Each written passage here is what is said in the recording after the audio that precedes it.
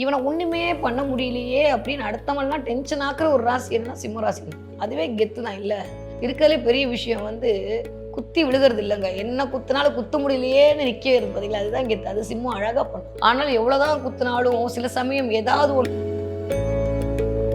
சிம்மராசிக்காரர்களுக்கு ஒட்டுமொத்தமா எல்லாரும் மோதினாலும் சிங்கம் சிங்களா தான் வந்து நிற்கும். சிங்களா நிக்கிறது சிம்மராசி தான். ஏன்னா அந்த அளவுக்கு சிம்மராசிக்காரர்கள் ஆளுமையை பார்த்தாலே அடுத்தவங்களாம் அடங்கி போயிடுவாங்க. ஆனா டைரக்டா வந்து போட்டி போடுவாங்கன்னா சிம்மத்துக்கு டைரக்டா யாராலையுமே போட்டி போட முடியாது. ஆனா முதுகுல குத்துற துரோகி தான் நிறைய பேர் இருப்பாங்க. சிம்மராசிக்காரங்க லைஃப்ல துரோகத்தை யாராவது பண்ணிட்டு போயிருக்காங்க, இல்ல அவங்கள வந்து ஏமாத்தி இருக்காங்க, இல்ல ஏமாத்தணும்னு நினைக்கிறாங்க. நினைக்கக்கூடிய ஆளை யார் இருப்பாங்கன்னா, யாரெல்லாம் எனக்கு இத்தனை பேரை சொல்றீங்க, என்ன குத்தினாலும் நீ எந்திரிச்சு நிப்பண்றீங்க, நான் வாங்குற சம்பளத்தை சொல்லக்கூடாதுன்றீங்க, அப்ப எதைத்தான் நாங்க சொல்றது, அப்ப யார் தான் எனக்கு சப்போர்ட் பண்ணுவா அப்படின்னு கேட்டீங்கன்னா அதுக்கான ஆன்சர் டைரக்டா எதிரவனா அவங்க ஜெயிச்சுடுவாங்க. ஆனா முதுகுல குத்துற ஆட்கள்கிட்ட பாசத்தாலையும் அன்பாலையும் அரவணைப்பாலையும் தான் உங்களை குத்துவாங்க. ஆனா அதுக்கு மேல உங்க வேலையை பார்த்து உங்களுக்கு பணத்தை பார்த்து தான் அடுத்தவங்களை பார்த்து இப்போ நீங்க வெறும் ஒரு 20 ரூபா தான் வாங்குவீங்க, இல்ல நீங்க 2 லட்சம் ரூபாய் கூட வாங்கிட்டு போங்க. ஆனா சிம்மராசிக்காரங்க இப்படி வேலை பார்க்கறான், இவ்வளவு காசு சம்பாதிக்கிறான்.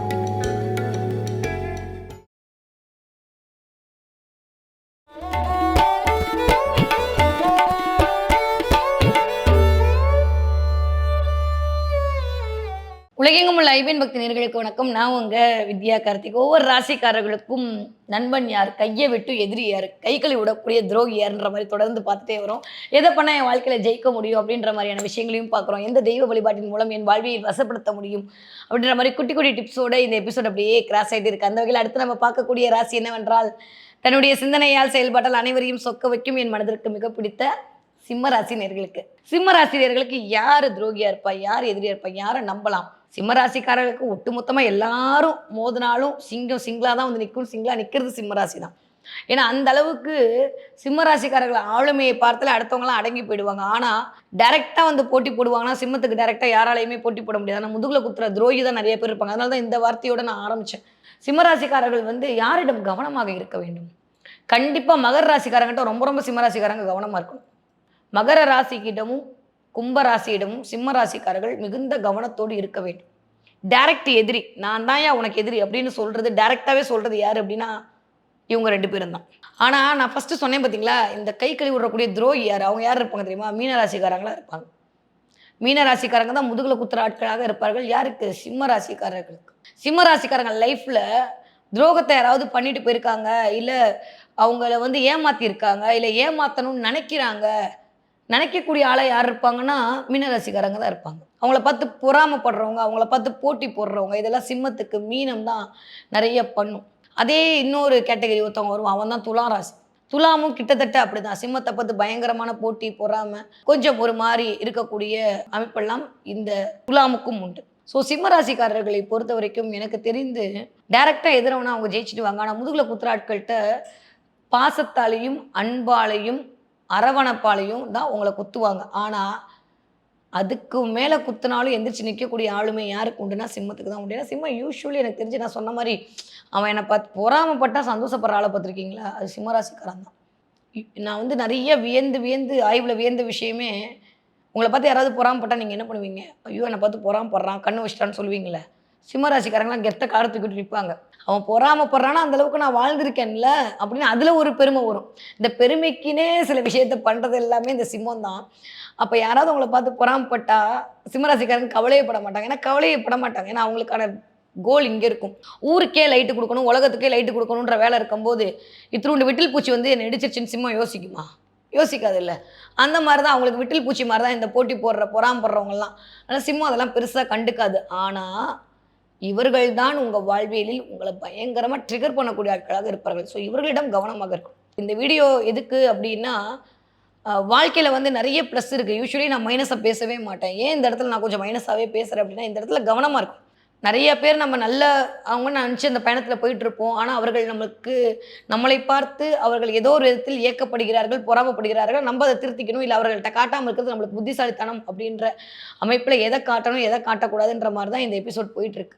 அப்போ சிம்மராசிக்காரர்கள் உங்களுடைய பணத்தை உங்களுக்கான சம்பளத்தை சொல்லாம இருந்தாலே உங்களுக்கு கண் திருஷ்டி விழுகாது. அவ்வளோதான். ரொம்ப சிம்பிள்.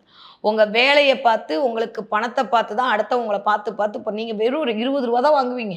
இல்ல நீங்க ரூ. 2,00,000 கூட வாங்கிட்டு போங்க. ஆனா சிம்ம ராசிக்காரங்க இப்படி வேலை பார்க்குறான், இவ்ளோ காசு சம்பாதிக்கிறான், இப்படி இருக்கான். இதுதான் அவங்கள பார்த்து ஒரு பொறாமைப்படுமே தவிர, வேற எதுவுமே இல்ல. 7ஆம் இடமே சனியோட வீடா வருது. சனியோட வீடா வரும்போது என்ன ஆகும்னா, உன்ன மாரி நான் இல்லையேன்றத 7ஆம் இடத்திற்கு இயல்பாகவே சிம்மராசிக்காரங்க ட்ரான்ஸ்ஃபர் பண்ணுவாங்க. இப்ப நான் சிம்மராசி இல்ல, இப்ப நீங்க சிம்மராசியா இருக்கீங்கன்னா, எனக்கு உங்கள பார்க்கும்போது, ஐயோ! இந்த மாரி இல்லையேன்னு தோணும். இப்ப நான் சிம்மராசியா இருக்கேன், நீங்க இல்ல. அப்ப என்ன பார்க்கும்போது உங்களுக்கு தோணும். ஏன்னா, அதுதான் ஆளுமை. இவன ஒண்ணுமே பண்ண முடியலையே அப்படின்னு அடுத்தவன்லாம் டென்ஷன் ஆக்குற ஒரு ராசி என்னன்னா சிம்ம ராசி தான். அதுவே கெத்து தான் இல்ல. இருக்கிறதுலே பெரிய விஷயம் வந்து குத்தி விழுகிறது இல்லங்க. என்ன குத்துனாலும் குத்த முடியலையேன்னு நிக்கிறது பார்த்தீங்களா? அதுதான் கெத்து. அது சிம்மம் அழகா பண்ணும். ஆனாலும் எவ்வளோதான் குத்துனாலும் சில சமயம் ஏதாவது ஒண்ணு உருட்டி விட்டாங்கன்னா நம்மள படுக்க வச்சுரும்ல. அப்ப இவங்க கிட்ட கவனமா இருக்கும். உங்களுடைய வேலையை பற்றி, உங்களுடைய சம்பளத்தை பற்றி, உங்களுக்கான ஆளுமை, அதிகார பதவியை பற்றி சிம்ம ராசிக்காரர்கள் அடுத்தவரிடம் ஒருபொழுதும் சொல்லாதீர்கள். சொன்னீங்கன்னா இதுதான் உங்களுக்கு கண்ணுபடக்கூடிய விஷயமாக மாறும். சிம்ம ராசிக்காரங்க மீன ராசிக்காரர்கிட்டையும், துலா ராசிக்காரர்கிட்டையும், ரிஷப ராசிக்காரர்கள்ட்டயும் மிகுந்த கவனத்தோடு இருக்க வேண்டிய காலகட்டம். எஸ்பெஷலி கன்னி. கன்னிய நம்பவே கூடாது. என்ன மேடம் அதுதானே 2ஆம் வீடு. அத போய் நம்பாதன்னு சொல்றீங்க. கன்னி ராசிக்காரங்க காப்பு வச்சுட்டு போவாங்க. வருமானத்த குடுக்குற மாரி குடுப்பாங்க. நெறைய ஹெல்ப் பண்ணுவாங்க. எல்லாம் பண்ணுவாங்க. ஆனா பொறாமை, போட்டி முதல்ல படுறது கன்னியாகத்தான் இருக்கும். கன்னி ராசி, கன்னி லக்னத்தை சேர்ந்தவர்கள் இல்ல கன்னில ஏதாவது ஒரு பிளானட் இருக்கவங்க கண்டிப்பாக சிம்மராசிக்காரர்களை பத்தி ஏதாவது ஒரு ஏக்க பெருமூச்சு விடுவார்கள். ஸோ சிம்மராசிக்காரர்களை இந்த இடத்துல மட்டும் இவர்கள் அழகா டேக்கிள் பண்ணிட்டீங்கன்னா போதுமானது. சிம்மராசிக்காரர்களை பொறுத்த வரைக்கும் அடுத்த ஒரு விஷயம், யாரெல்லாம் எனக்கு இத்தனை பேரை சொல்றீங்க, என்ன குத்துனாலும் நீ எந்திரிச்சு நிப்பன்றீங்க, நான் வாங்குற சம்பளத்த சொல்லக்கூடாதுன்றீங்க, அப்ப எதத்தான் நாங்க சொல்றது? அப்ப யார் தான் எனக்கு சப்போர்ட் பண்ணுவா? அப்படின்னு கேட்டீங்கன்னா, அதுக்கான ஆன்சர் இதுதான். தனுசு ராசிக்காரர்கள், மேஷ ராசிக்காரர்கள், சிம்ம ராசிக்காரர்களுக்கு மிகச்சரியான ஒரு லைஃப் பார்ட்னராவோ, ஃப்ரெண்டாவோ அமைஞ்சிட்டாங்கன்னா, நீங்க குடுத்து வச்சீங்க. அவ்வளோதான். வேற எதுவுமே வேண்டாம். சிம்மத்துடைய உக்கிரத்த நெருப்பால மட்டும் தாங்க கூல் பண்ண முடியும். என்ன புதுசா சொல்றீங்க? தண்ணியால கூல் பண்ண முடியாதா? வாய்ப்பே இல்ல. நெருப்புக்கு தேவை அது பற்றிக்கொள்ள வேண்டும். இது இந்த இந்த சூட்சமத்த நீங்க ராசியில புரிஞ்சுக்கிட்டீங்கன்னா ஜெயிச்சுடுவீங்க. நீங்க ஒண்ண அணைக்கிறதுன்றது வாழ்வியலே கிடையாது. அதுக்கு தான் 7ஆம் இடத்த வச்சிருக்காங்க. கண்டிப்பா நம்ம ஒரு மாரி இருந்தா, அது ஒரு மாரி தான் இருக்கும். அது அத சரி பண்ணிக்கும். அது பிரச்சனை இல்ல. உங்கள தூண்டி விடக்கூடியது எது அப்படின்றத நம்ம பார்க்கும்போது, ஒரு நெருப்பு புடிச்சா அதுக்கு ஈக்குவலான ஒரு மரம் இருக்கணும். அந்த அந்த மரத்துக்குள்ளேயும் ஒரு நெருப்பு இருந்தா அந்த நெருப்பு பற்றிக்கொள்ளும். ஒரு கிட்ட ஒரு அறிவு இருக்கு. உங்களுக்கு சொல்லக்கூடிய ஆட்கள்ட்டயும் அதே வேலென்த் இருக்கணும். அந்த அறிவ கற்பூரம் மாரி அது புடிச்சுக்கணும். அப்பதான் அவங்க 2 பேருக்கும் செட் ஆகும். அப்போ நெருப்புக்கு நெருப்பு தான் வசப்படும் என்ற அடிப்படையில் தனுசு ராசிக்காரர்களும், மேஷ ராசிக்காரர்களும், சிம்ம ராசிக்காரர்களுக்கு உறுதுணையாக வந்து நிற்பார்கள். இவர்கள் மூலமாக அவர்களுக்கான வாழ்வியல் வசப்படும். இந்த ஆட்களை அவர்கள் பயன்படுத்திக் கொள்ளும். எஸ்பெஷலி தனுசு. மேஷம் கூட எனக்கு தெரிஞ்சு இது 9 தான். தனுசு 5ஆம் இடத்துக்கும் அதுதான் வருதுன்ற போது தனுசு ராசிக்காரர்கள் நெறைய தனுசு ராசியா கூட இல்லங்க. நான் திரும்ப சொல்ற மாரி தனுசுல ஒரு பிளானட் இருக்கக்கூடிய ஆள் உங்களோட இருந்துட்டாலும் சிம்மராசிக்காரங்க ஜெயிச்சுடுவாங்க. அந்த இடத்திற்கான ஆளுமை அந்த கிரகம் வெளிப்படுத்தி சிம்மத்திற்கான வாய்ப்புகளை வழங்கி கொடுக்கும். ஸோ சிம்மராசிக்காரங்க இந்த மாதிரியான ஆட்கள்கிட்ட இருக்கலாம். நான் போற இடம்லாம் அவன் தனுசு ராசியா இல்ல மேச ராசியா நீங்க கேட்கறது எனக்கு இங்க கேட்குது. அதனால அதெல்லாம் கேட்டா நான் பழக முடியும் அப்படின்னீங்கன்னா, கேட்டு பழக வேண்டாம். உங்களுக்கு எவனாவது ஆப்பு வச்சிருப்பான்ல. அடி வாங்கியிருப்பீங்கள்ல, மனசு கஷ்டப்பட்டுருப்பீங்கள்ல, அப்படிலாம் நம்ம பாஷையில சொல்லணும்னா மனசு கஷ்டப்பட்டுருப்போம்ல, பாசிட்டிவா பேசுவோம் வாங்க. வருத்தப்பட்டுருப்போம்ல, டென்ஷன் ஆயிருப்போம்ல, அவங்கலாம் யாருன்னு ஈஸிக்கோல்ட்டு போட்டு பாருங்க. நான் சொன்ன இந்த ராசியில தான் கண்டிப்பாக இருப்பார்கள். அப்ப என்ன பண்ணும், திரும்ப இதே மாரி நிகழ்வு நடக்காம இருக்கிறதுக்கு நம்ப கொஞ்சம் நம்பள பத்தி புகழாம, நம்பள பத்தி பெருமையா சொல்லாம, அப்பா நானே ரூ. 4 தான் சம்பாதிக்கிறேன். எனக்கே 2 நாளுக்கு அப்புறம், 3 நாளுக்கு அப்புறம் தான் வேலை கிடைச்சிருக்கு. இந்த பொய்மையும் வாய்மை எடுத்தும் பாரு வள்ளுவர். சில இடத்துல உண்மைக்காக பொய் சொல்லலாம். நம்ம வாழ்றதுக்கு பொய் சொல்றது தப்பில்ல. பொய்யே சொல்லணும்னு சொல்லல. அதனால சிம்ம ராசிக்காரங்களுக்கு வராது அது. அதனால கொஞ்சம் அத ட்ரை பண்ணி பாருங்க. நான் எவ்வளோ பெரிய ஆள் தெரியுமா? எனக்கு கீழ எவ்வளோ பேர் வேலை பார்க்குறாங்க தெரியுமா? இத சொல்லி இந்த புகழுக்கு மயங்கி தான் ஒட்டுமொத்த பேரும் கண்ணு போட்டு உட்கார வைக்கிறாங்க. அத மட்டும் பார்த்துக்கிட்டீங்கன்னா சிம்ம ராசிக்காரர்களுக்கு போதுமானது.